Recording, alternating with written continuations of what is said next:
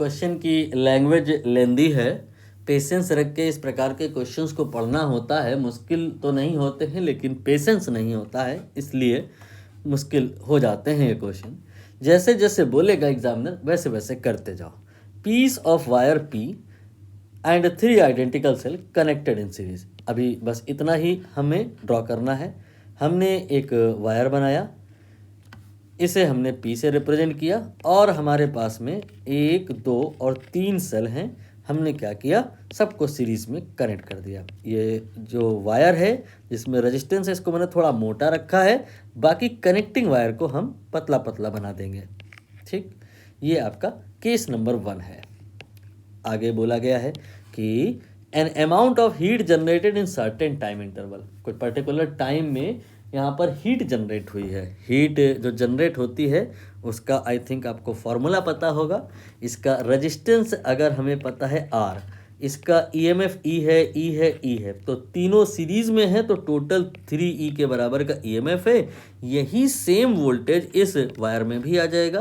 तो इस वायर में हमको V का वैल्यू पता है, वोल्टेज का वैल्यू पता है, R का वैल्यू पता है, पावर आराम से आप निकाल ले जाओगे। पावर के लिए बहुत सारे फॉर्मूले होते हैं लेकिन यहाँ ये वाला फॉर्मूला सूट करेगा। V के स्थान पे आप 3E रख दोगे एंड स्क्वायर कर दोगे, फिर R कर दोगे, तो ये 9E स्क्वायर बाई R। इस रेट से यहाँ पर ये वायर हीट डेसिपिएट कर रहा है। अगर टाइम कुछ आपको नोन है तो मल्टीप्लाई कर दो, तो उतने टाइम में हीट जो निकली होगी पता चल जाएगी। तो यहाँ पर हीट अगर हम टी टाइम में निकालना चाहें तो वो मल्टीप्लाइड बाई टी करने पर आ जाएगी। ठीक, ये पहला वाला केस आपने डील किया है। आगे देखिए बोला गया है now the circuit is modified. कैसे चेंजेस आएगी कि पी जो है वो किसी दूसरे वायर से आपने उसे रिप्लेस कर दिया। ये दूसरा वायर है।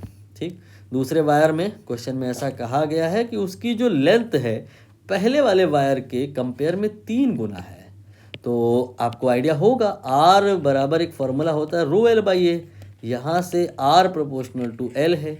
लेंथ अगर 3 गुना हुई है तो स्वाभाविक सी बात है कि जो रेजिस्टेंस है वो भी 3 गुना हो जाएगा। इसीलिए यहाँ पर अब हम R नहीं लिखेंगे, यहाँ पर 3 गुना कर देंगे, रेजिस्टेंस 3R हो गया। ये आपने चेंजेस रेजिस्टेंसेस में डेवलप किए because of change in length. Now battery भी आपने यहाँ पे चेंज करनी है। We have how many number of cell in question, we have number of cells not 3 not 4, n number of cells, n identical cell. ये n हमें पता नहीं है, यही पता लगाना है, जोड़ दिया आपने। ठीक, तो इस बार जो टोटल आपका यहाँ EMF बनेगा दैट विल बी 9E। तो जो पावर डिसिपेशन होगा इस जगह पे यही सेम फॉर्मूला लगाएंगे, NE का whole square divided by R। तो ये हो जाएगा N square E square divide by R।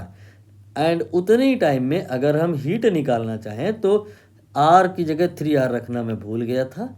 N square E square divided by 3R multiplied by T। ये हीट है दूसरे वाले केस में और ये हीट है पहले वाले केस में। अब आप दोनों को इक्वेट कर दीजिए। तो जब दोनों को इक्वेट करेंगे तो वहाँ से आपको पता चल जाएगा कि what will be the value of number of cells. एक बार आप रिव्यू कर लीजिए।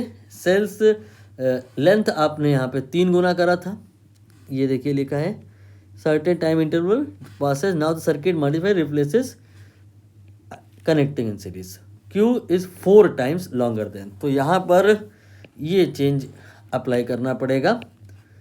यहाँ पर ये 3R जो आपने किया है इसे आप 4R कर दीजिए।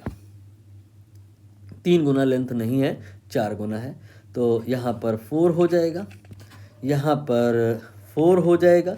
अब आप इधर इसको और इधर इसको इक्वेट कराइए तो N स्क्वायर का वैल्यू ये 9 और ये 4 मल्टीप्लाई में आएगा 36 हो जाएगा। N का वैल्यू 6 आ जाएगा।